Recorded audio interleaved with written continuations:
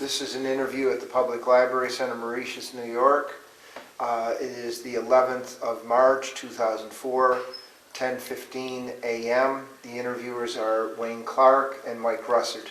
Could you give me your full name, date of birth, and place of birth, please? Yeah, Louis, L-O-U-I-S, Vesneski, V-E-S-N-E-S-K-I. It's August 6th, 1918. Okay. What was your educational background prior to entering service? I had finished high school and 1 year of college. Okay. Do you remember where you were and your reaction when you heard about Pearl Harbor? Yes, I was working for Chance Vought Aircraft in Bridgeport, Connecticut at the time, Stratford, Connecticut. And I lived in Pennsylvania, and we were on the way back on Sunday evening from Pennsylvania back to Connecticut when the flash came over the radio, about Pearl Harbor. Now, you were in a car? Yeah. Who was in the car with you? Oh, we had 4 companions. And what was your reaction within the car? Do you remember? Yeah, we were pretty startled. Then if you know where Pearl Harbor was? Oh yeah, I know. You did? Yeah, Okay. I know. A lot, we're not even sure where it was. Okay. Now, were you working in a defense-related I was industry? working Chance Vought Aircraft. Yeah. I started with them in 1939. What were you doing there? I started, as a mechanic, and then I got into the field service division, and where we travel for Chance Vought. Now, were they making military aircraft We at were the time? at that time when I went there. We were building the OS-2, an observation scout, the one that picked up Eddie Rickenbacker, as a matter of fact, and then a flying boat, which we just restored recently, and the F-4U Corsair. And from the F-4U Corsair, when I got back out of the service, I worked on the F-7F. So you went back there after Yeah. service. All right. Did you enlist or were you drafted? No, I was drafted. I was real low in the draft number, and I was deferred. The draft board was in Pennsylvania, and I was living in Connecticut, and I was deferred several times, actually up until 44. And the only reason I was drafted is I gave up my field service job with Chance Vought and got married and decided I was going to stay in Stratford. And that was my downfall. That's when I got drafted. Or else I would have, I was scheduled to go to Briggs in Detroit. They were building the outer panel for the Corsair for Chance Vought. Okay. So where did you go for your induction and your basic training? I went to Bainbridge, Maryland. That's the boot camp. And from there, I went to Norman, Oklahoma, to the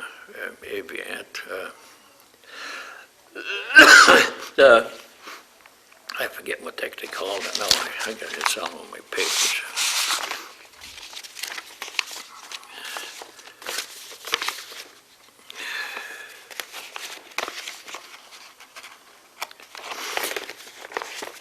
It was aviation school, and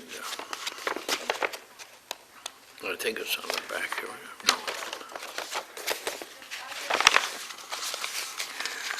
Well, they put you in aviation as a mechanic or something because you already had experience? They sent me, with all the experience I did have, they sent me to school, and that was in, Oklahoma, Norman.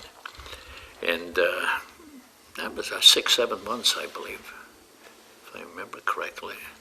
And then when I finished that school, they sent a group of us, me included, to ABATU, that's Advanced Base Aviation Training Unit in Quonset Point, Rhode Island. And after, several months there. I got an assignment, I think there were 15 of us, 20 of us maybe, that were being assigned to ARV-6 aircraft repair vessel, and we were supposed to go to St. Louis. And we all came down with ptomaine poisoning on a Friday, and fish had constant in the mess hall, and so that we were just eliminated from that shipment. And from there, I stayed there, and then sent to Norfolk, Virginia. And then with all the training I had in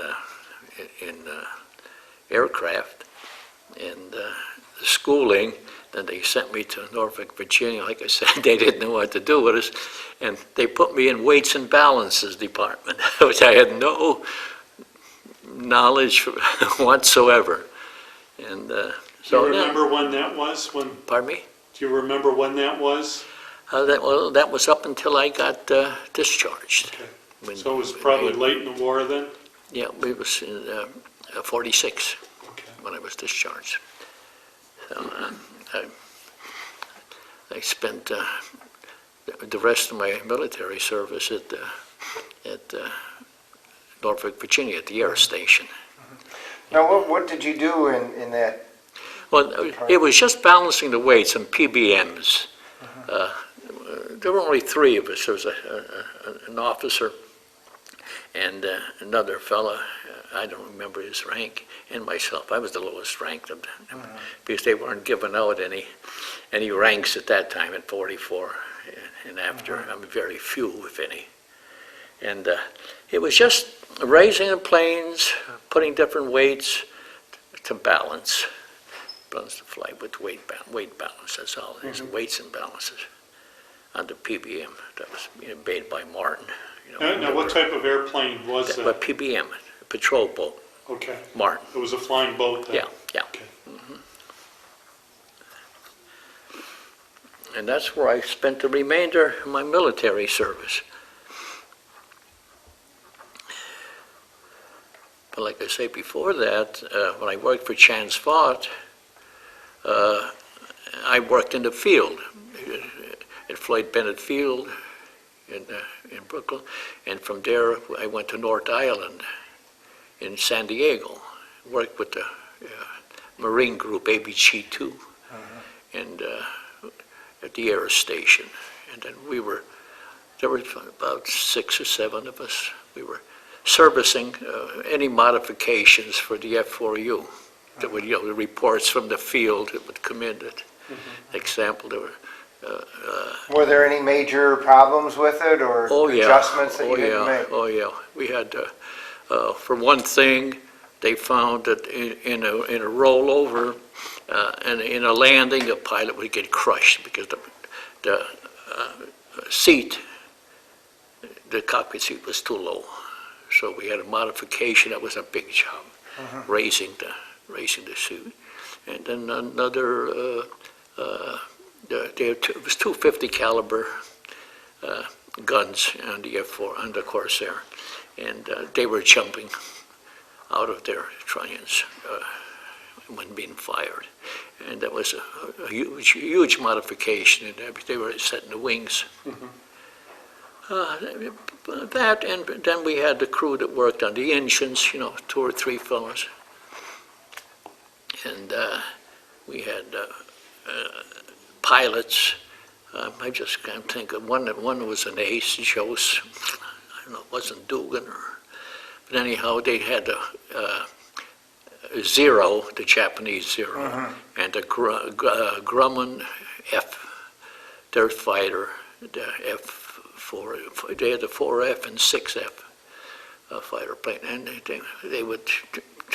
Pilots, the 3 of them, would take these up, and for maneuverability, to see who could outdo the other. And then we'd make modifications in a plane, suggestions. And, it was very interesting, that work. Lived very nicely, too. We stayed at the El Cortez Hotel in a 3-room suite, which was nice service. But Now, when the war had ended, were you still just as busy, or did the work lighten up a bit? I was still, when the war ended, I was still in Norfolk, doing the same job. And I don't know, just wanted to date how long I was in there before I got discharged.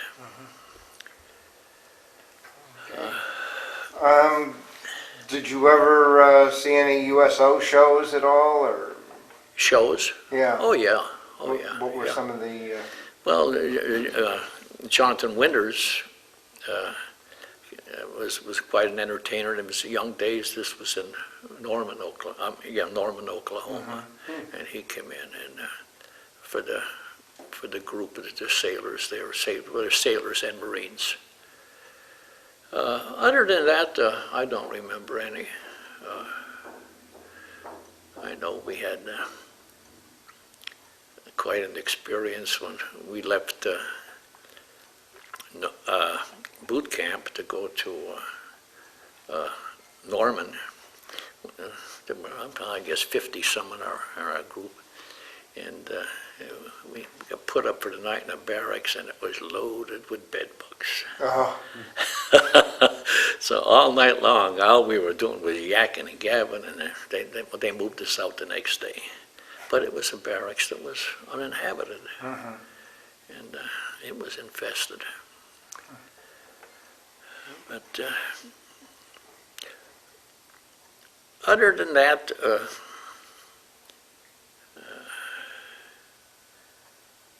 it wasn't too much more that were interesting. We saw some awful. Spent time when I was in San Diego. This was during the Battle of Guadalcanal, and which the FORU had a big role. And we visited the hospital. Would bringing back these guys all crippled up. Other than that. Do you remember where you were when you heard about the death of President Roosevelt? Yeah. We were in Norfolk, and it was, I believe, in a morning meeting, assembly that we had. They always get a group of employees there and together, and when the flash came over about Roosevelt dying. Do you remember the reaction? Well, I don't remember. I know my reaction. I more or less accepted it because I knew that he was kind of frail at that time. Do you remember where the reaction when you heard about the victory in Europe, the end of the war in Europe?